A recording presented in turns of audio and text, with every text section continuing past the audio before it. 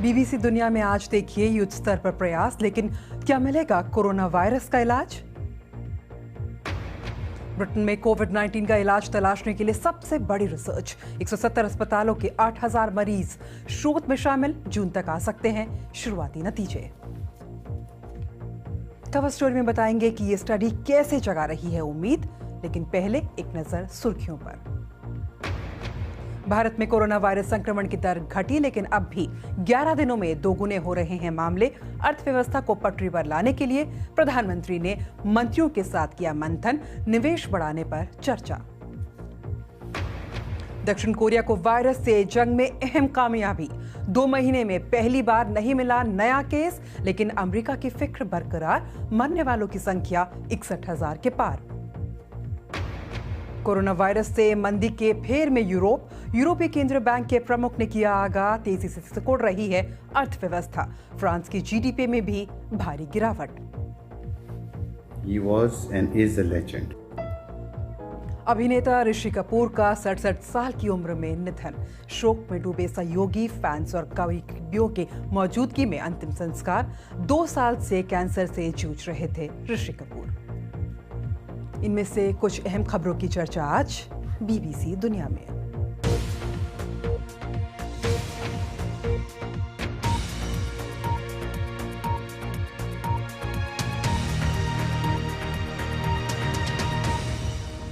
पूरी दुनिया corona virus की चपेट में है। हर तरफ एक ही सवाल पूछा जा रहा है कि कब मिलेगा इसका इलाज।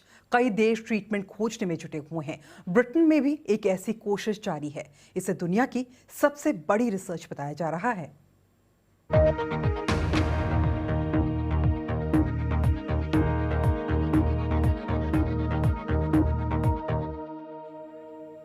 कवर स्टोरी पर चर्चा के पहले भारत में कोरोना संक्रमण का ताजा हाल।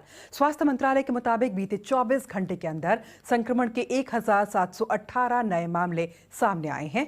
देश में अब तक संक्रमण के 33,610 केस मिले हैं। इस बीमारी से 1,075 लोगों की मौत हो चुकी है।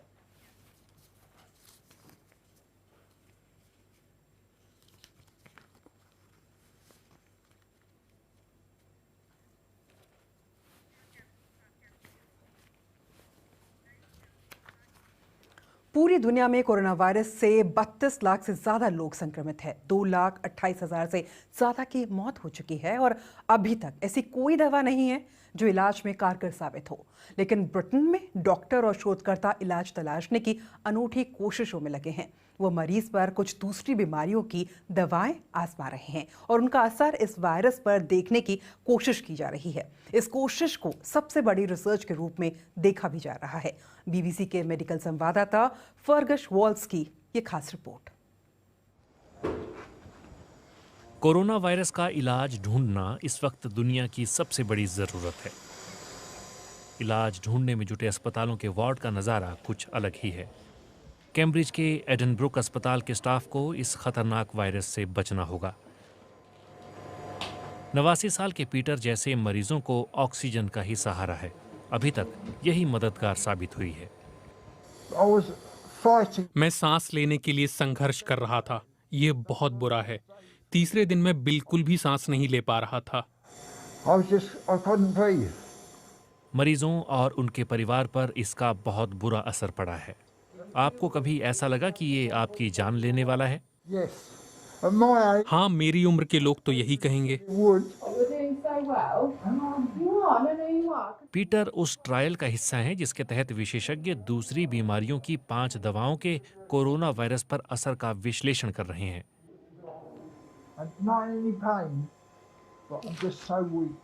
जब तक नतीजे नहीं आते, डॉक्टरों के पास विकल्प सीमित ही हैं। दुनिया में कहीं भी वायरस के इलाज की कोई कारगर दवा नहीं है। ऐसे में इतने सारे मरीजों को बुरी तरह बीमार होते देखना काफी मुश्किल है। इसका मतलब है कि हमें इस दिशा में रिसर्च करने की जरूरत है ताकि हम समझ पाएं कि वायरस के खिलाफ क्या काम कर सकता है और क्या नहीं।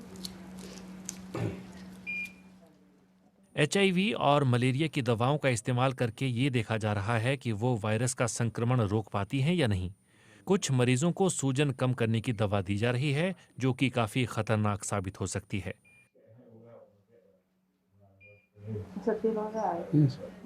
60 साल के जेफ को कैंसर था। अब वो बीते 6 हफ्तों से कोरोना वायरस से संक्रमित हैं। मेरी 2 बार कीमोथेरेपी हुई। 2 बार मैंने कैंसर को मात दी। दूसरी बार तो पिछले साल के आखिर में ही था और अब ये हो गया। वो 2 क्लिनिकल ट्रायल्स के लिए राजी हैं। अस्पताल में आने का क्या फायदा? आपको तरह तरह की दवाएं दी जाती हैं और आपको नहीं पता कि वो कितनी कारगर होंगी। ये शायद मेरी मदद ना कर पाएं, पर मेरे बाद आने वालों को शायद ठीक कर पाएं। इन ट्रायल्स के शुरुआती नतीजे जून तक आने की उम्मीद है। It'll be here at the Big Data Institute. 1 महीने में ऑक्सफोर्ड के इस डेटा इंस्टीट्यूट में ट्रायल के नतीजों का विश्लेषण किया जाएगा। ब्रिटेन के करीब 170 अस्पतालों से 8,000 मरीजों ने इस शोध में हिस्सा लिया है, जिसे कोविड-19 के इलाज में दुनिया का सबसे बड़ा शोध माना जा रहा है। Into COVID-19 treatments. At the peak, we were enrolling 400. Swine flu के तजुर्बे से सीख ली गई है। उस समय इलाज के लिए जो प्रयोग हुए थे, उनका सही तरीके से विश्लेषण नहीं किया गया था। साल 2009 की महामारी से हमें सीखने को मिला। उस समय हजारों मरीजों को बिना क्लिनिकल ट्रायल के दवाएं दी गई थीं, जिनका कोई नतीजा नहीं निकला। हम जानना चाहते हैं कि कोविड-19 पर क्या असर करता है और ये जानने के लिए ट्रायल्स बेहद जरूरी हैं। टीके की उम्मीद फिलहाल मत रखिए, पर अगर कोई उपचार आंशिक रूप से भी असरदार साबित हुआ तो वो हजारों की जान बचा सकता है और दूसरी बेहतर दवाओं का रास्ता भी खोल सकता है।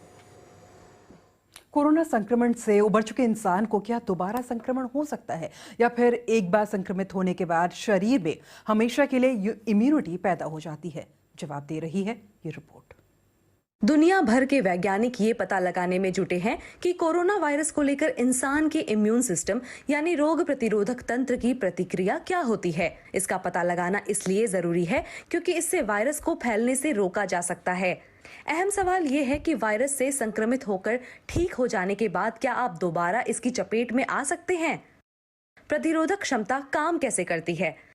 कोरोना वायरस की सतह पर नुकीली संरचनाएं होती हैं जिनकी मदद से ये हमारी कोशिकाओं से चिपकता है। चिपकने के बाद इसे कोशिकाओं के अंदर जाकर उसे संक्रमित करने में सफलता मिल जाती है। फिर इस वायरस से लड़ने के लिए शरीर एंटीबॉडीज यानी प्रतिरक्षी बनाता है।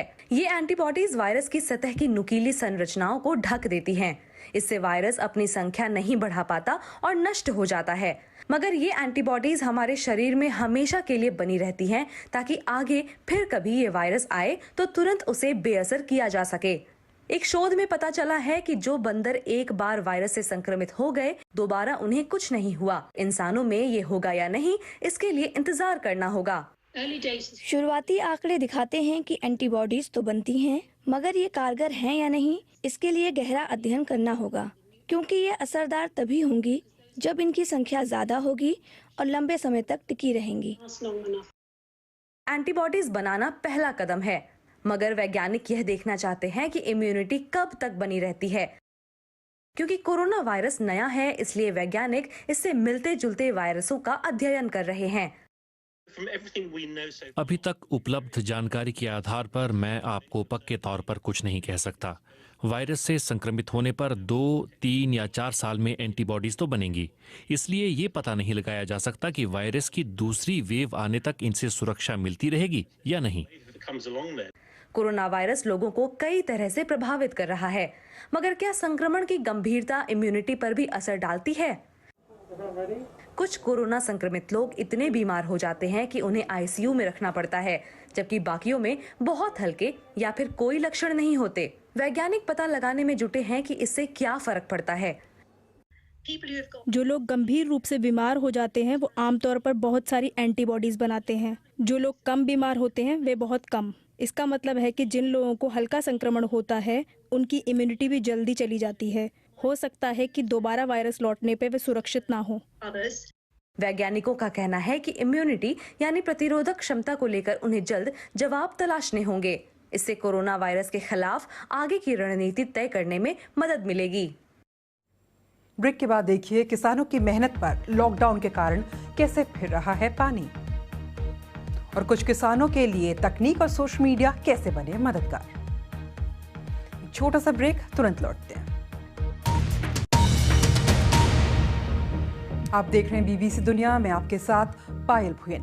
भारत में जारी लॉकडाउन से सबसे ज्यादा नुकसान किसानों और मजदूरों को हुआ है। किसानों ने फसल तो बम्पर उगा ली, लेकिन अब उन्हें खरीदार नहीं मिल रहे हैं। आने वाले दिन और मुश्किल भरे हो सकते हैं। क्या है चुनौतियां, बता रहे हैं बीबीसी संवाददाता निखिल इनामदार। महाराष्ट्र के अंगूर किसान नारायण जाधव के लिए इस बार की फसल काफी बुरी रही। भारत में जारी लॉकडाउन ने उनके उत्पाद की मांग पूरी तरह खत्म कर दी है। बँकेतून कर्ज घेऊन मैंने खेती के लिए बैंक से लोन लिया था। 1 एकड़ में 4 लाख की लागत लगी। इस हिसाब से इन अंगूरों का दाम लगभग 40 रुपए किलो होना चाहिए, पर मुझे इसके 5 रुपए भी नहीं मिल रहे। उनके खेतों में हजारों किलो अंगूर यूं ही सड़ रहा है, जिसे बाद में फेंक देना पड़ेगा। यहाँ से 1,500 किलोमीटर दूर पंजाब में आजकल फसलों की कटाई का मौसम है। पंजाब में 1 करोड़ 80 लाख टन गेहूं की बम्पर फसल तैयार है। राज्य सरकार ने इसे खरीदने का प्लान भी बनाया है, लेकिन फसल की कटाई करने वाले मजदूर और उसे मंडी तक पहुंचाने वाले ट्रक ड्राइवर अपने गांव जा चुके हैं। मजदूर कोरोना वायरस से बहुत डर गए थे, इसलिए अपने गांव चले गए। जो थोड़े बहुत लोग यहाँ रह गए हैं, उनसे काम नहीं चल सकता। भारत के कुछ ही किसानों के पास अनाज के भंडारण की व्यवस्था है, और जिस तरह भारत में लॉकडाउन के हालात हैं, उससे कृषि पर निर्भर ग्रामीण अर्थव्यवस्था को भारी नुकसान पहुँच रहा है। किसानों और खेतों में काम करने वाले मजदूरों के लिए ये एक बहुत ज़रूरी समय है, क्योंकि वो फसल कटाई से जुड़े कामों से 3-4 महीने के लिए पैसे कमा लेते हैं। सरकार को चाहिए कि वो जल्द से जल्द एक दूसरे राहत पैकेज का ऐलान करे, जिसका फायदा राष्ट्रीय ग्रामीण रोजगार गारंटी वर्कर्स तक पहुंचे। खेती बाड़ी के काम को अनिवार्य सेवा के अंतर्गत रखे जाने के बावजूद लॉकडाउन की वजह से फसलों की कटाई और बुआई की प्रक्रिया बुरी तरह प्रभावित हो सकती है। भारत की लगभग आधी आबादी आजीविका के लिए खेती बाड़ी पर निर्भर है। राहत ये है कि भारत के पास अनाज का बड़ा भंडार है, जो इस मुश्किल वक्त से निकालने में मदद करेगा। Nikhil Inamdar, BBC news, Mumbai. तो वहीं मुश्किल वक्त में कुछ लोग किसानों की परेशानी कम करने के लिए भी आगे आ रहे हैं। टेक्नोलॉजी और सोशल मीडिया के सहारे किसानों की मदद की जा रही है। कोशिश ये है कि ग्राहक सीधे किसानों से फसल खरीद सके। बीबीसी संवाददाता वंदना की ये खास रिपोर्ट। ये साल का वो मौसम है जब लोक गीतों के बीच किसान अपनी फसल काटते हैं। उनके साल भर की मेहनत, अनाज, फल फूल इस बार भी भरपूर हुए हैं, लेकिन लॉकडाउन के बीच खरीदने वाले कम हैं। कोई किसान अपने फल सब्जी सस्ते में बेचने को मजबूर है, तो कोई सड़क पर फेंक रहा है। खीरा सब रो फिर ही चलो, गांव वाले खाइए खीरा और सब सड़ी हो, हमने जुतवाए देखे। लेकिन इस हताशा के बीच लोग तकनीक और सोशल मीडिया के जरिए किसानों की मदद भी कर रहे हैं। हाल ही में अमेरिका से लौटे और माइक्रोसॉफ्ट में काम कर चुके रुचित गर्ग ने तो लॉकडाउन में फंसे किसानों के लिए विशेष ट्विटर हैंडल ही शुरू कर दिया है। ये टीम आर्टिफिशियल इंटेलिजेंस पर भी काम कर रही है, ताकि किसान स्थानीय भाषा में कंप्यूटर से बात कर सकें। मैं आपकी कैसे मदद कर सकता हूँ? मैं अपनी फसल बेचना चाहता हूँ। क्या हम इसके बारे में कुछ प्रश्न पूछ सकते हैं? किसान जो है हमें सीधे हमारे व्हाट्सएप नंबर पर कांटेक्ट कर सकते हैं, और वो समझने के बाद कंज्यूमर्स जो ग्राहक हैं उनके सामने हम उसको सोशल मीडिया में रख रहे हैं। थोक मात्रा में लोग इकट्ठे होकर किसानों से सीधे खरीद रहे हैं। हमारे सोशल मीडिया पे डालने पर जो वहाँ के लोकल अधिकारी हैं उनको भी और तेजी से जानकारी मिल रही है।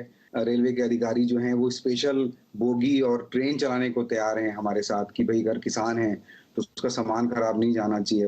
कई किसानों को खरीदार भी मिल रहे हैं। सोशल मीडिया पे कई ग्रुप को देखा जो एग्री फूड को लेके सेलिंग और परचेसिंग करते हैं। मैंने कॉल किया, उनसे कांटेक्ट किया। 102 दिन में मेरे पास 4 से 5 खरीदारों के फोन आने लगे। हालांकि कई जगह मंडियां खुल गई हैं, पर हर किसान वहां नहीं पहुंच पा रहा। ऐसे में सोशल मीडिया के जरिए किसानों की मदद की कोशिश छोटी जरूर है, पर वो कहते हैं ना कि डूबते हुए को तिनके का सहारा भी बहुत होता है। वंदना, बीबीसी न्यूज़, दिल्ली। छोटे से ब्रेक के बाद देखिए ऋषि कपूर को अंतिम विदाई और उन्हें कैसे याद कर रहे हैं फैंस। तो मिलते हैं एक छोटे से ब्रेक के बाद।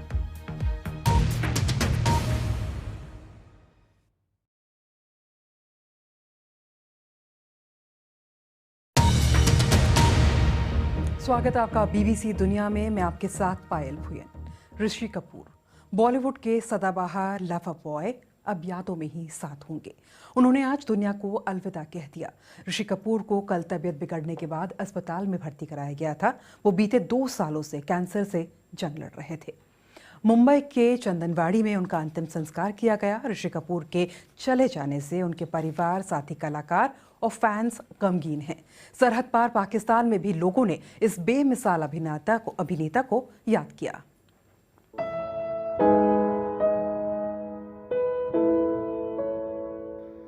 ऋषि कपूर के साथ काम करने का एक्सपीरियंस लफ्जों में डालना बहुत मुश्किल है। ये भी रिश्ता है कि उनको आपका ख्याल भी है, वो आपको सिखा भी रहे हैं और आप उनसे सीख भी रहे हैं, but you are so inspired and in awe of them कि आप बड़ी मुश्किल से जुर्रत करते हैं उनसे बात करने की। मेरे चाइल्डहुड के हंसते मुस्कुराते, ever charming, very well dressed, बहुत ही खूबसूरत हीरो, चॉकलेटी हीरो कहलाए जाते थे वो। पर मुझे ऐसा लगता है कि जो उनका सेकंड एरा था जिसमें उन्होंने कैरेक्टर्स रोल करना शुरू किए, वो बहुत ही कमाल थे। मुझे लगता है कि शायद वो उसके बाद ही निखर के सामने आए हैं। What can I say when you say Rishi Kapoor? A smiling face, a romantic hero, a colorful collection of sweaters, and happy-go-lucky type of personality. Twitter account advising Pakistan, and very genuinely, when you see his tweets and everything, you don't see a propaganda there. You see someone giving his very, very personal opinion. Though my parents had attended Rishi Kapoor's wedding in Mumbai, but I only came to know, personally met him when he came to film Henna in Pakistan in the early 90s. He was and is a legend. चाहे वो romantic movies थी, चाहे वो उनकी comedy movies थी, चाहे वो उनकी एक्शन मूवीज़ थी, हर कैरेक्टर को उन्होंने जस्टिफाई करके प्ले किया है और वो खुद भी एक बहुत ज़्यादा हम्बल और पोलाइट किस्म के इंसान थे। यादें बाकी हैं। और भारत की फुटबॉल टीम के पूर्व कप्तान चुन्नी गोस्वामी का भी आज कोलकाता में निधन हो गया। वो 82 साल के थे। कार्यक्रम कैसा लगा आप मुझे ट्वीट कर बता सकते हैं। मेरा ट्विटर हैंडल है @पायल भुयन। आज के लिए इतना ही।